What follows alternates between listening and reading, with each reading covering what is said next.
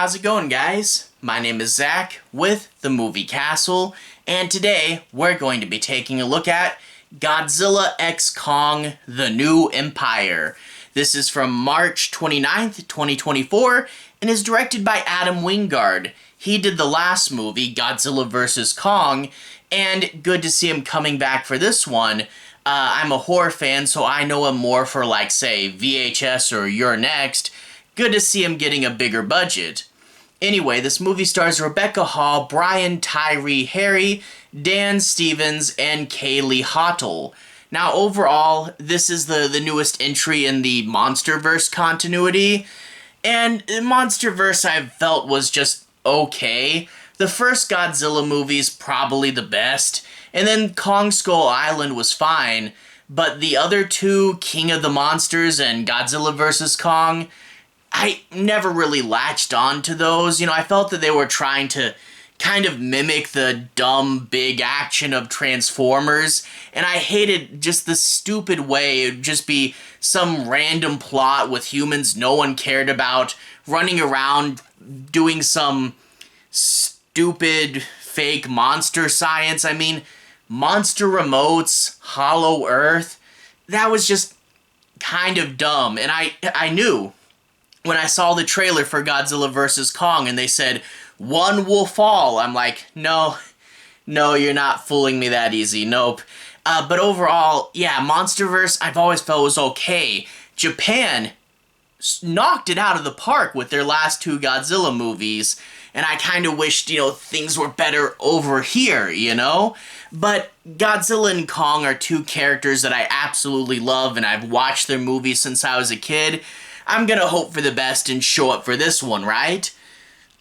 And I think the thing is, this is very much in the universe of those last two movies. It has the same feel and sadly some of the same flaws, but this is significantly better than those last two movies. It's got that dumb, fun popcorn cheese that, a good, silly action movie should have.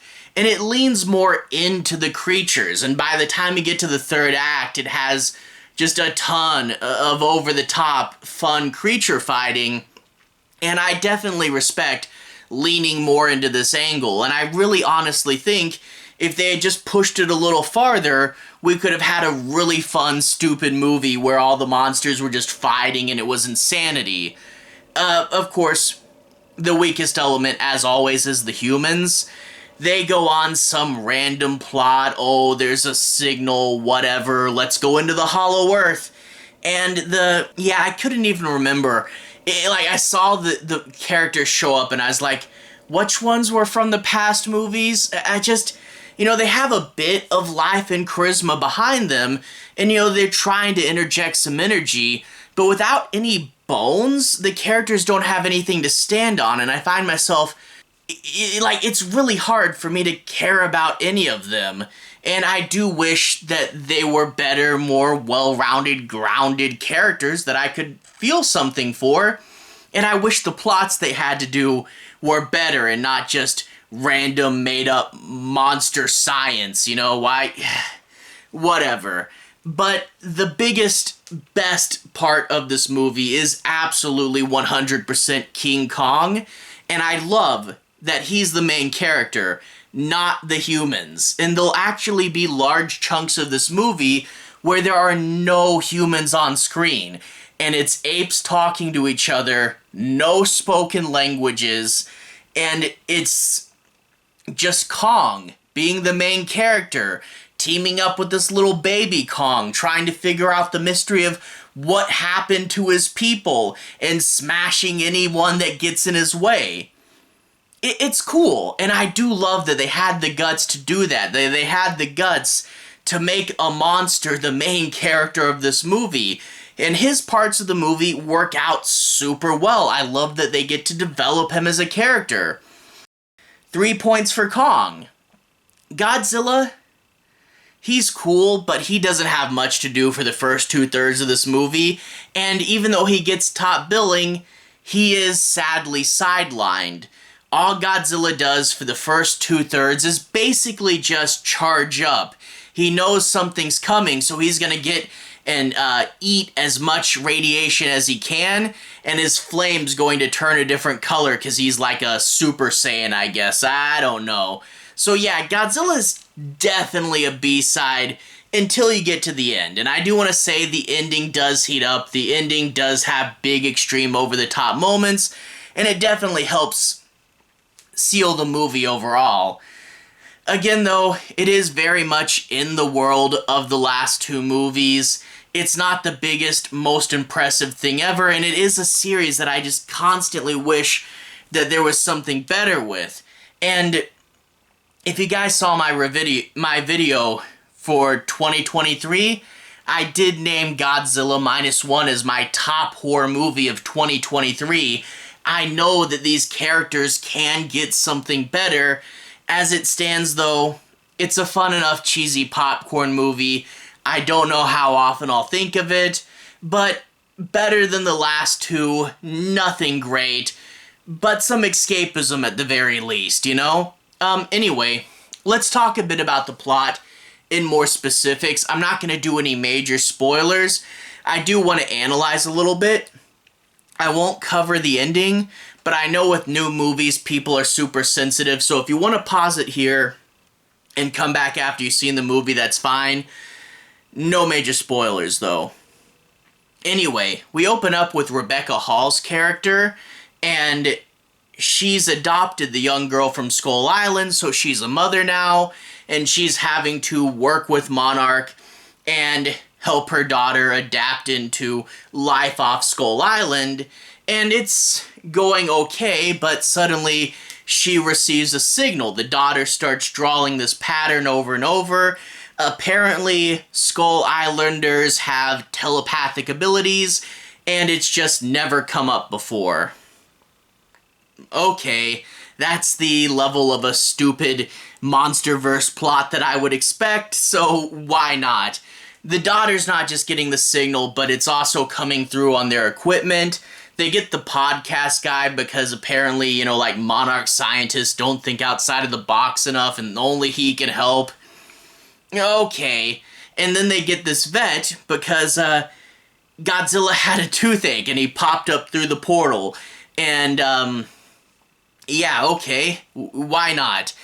So they get a vet there and then they say, hey, we gotta get Kong back through the portal so Godzilla doesn't freak out.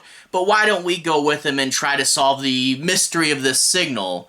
And that will be a large part.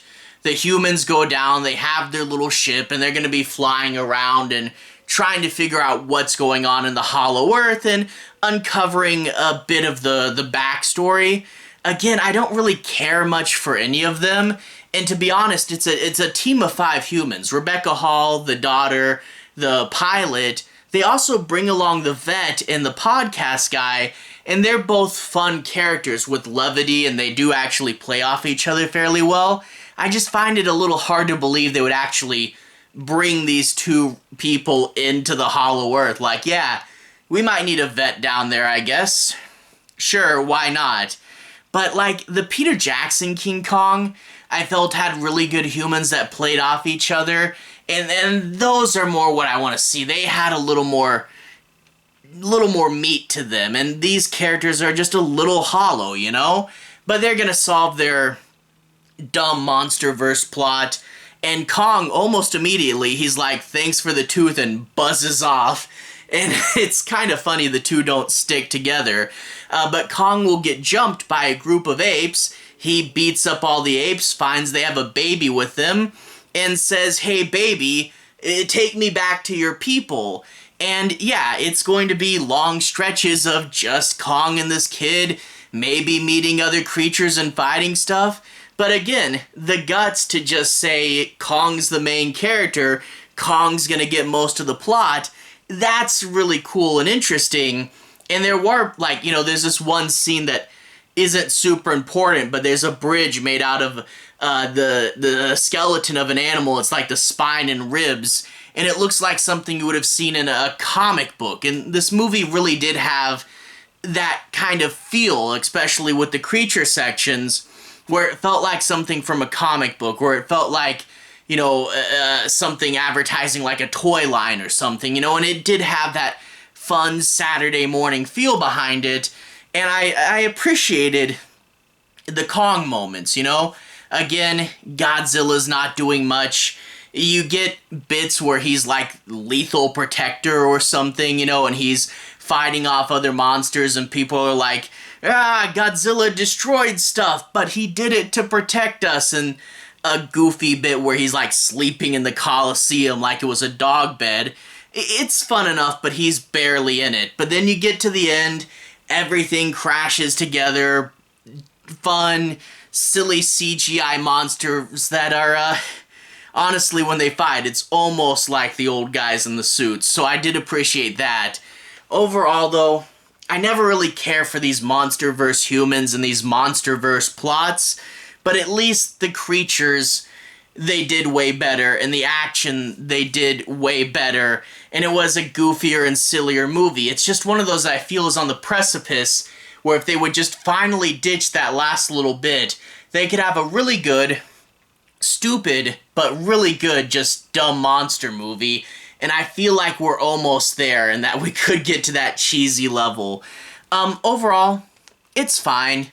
I don't know how well I'll remember it later, and I don't think it's going to be the best movie of the year or anything, but fun to check in with Godzilla and Kong, fun to have Monster Mash action. Just don't expect much more than that. Anyway, to everyone who's watched so far, thank you for watching. To everyone who's liked and subscribed, thank you. You really are helping the channel out. I'll leave a relevant playlist on the bottom. If you guys want to see more, you can click right there and see more. Anyway, have a good day. I'll see you guys again very, very soon. Have a good day now.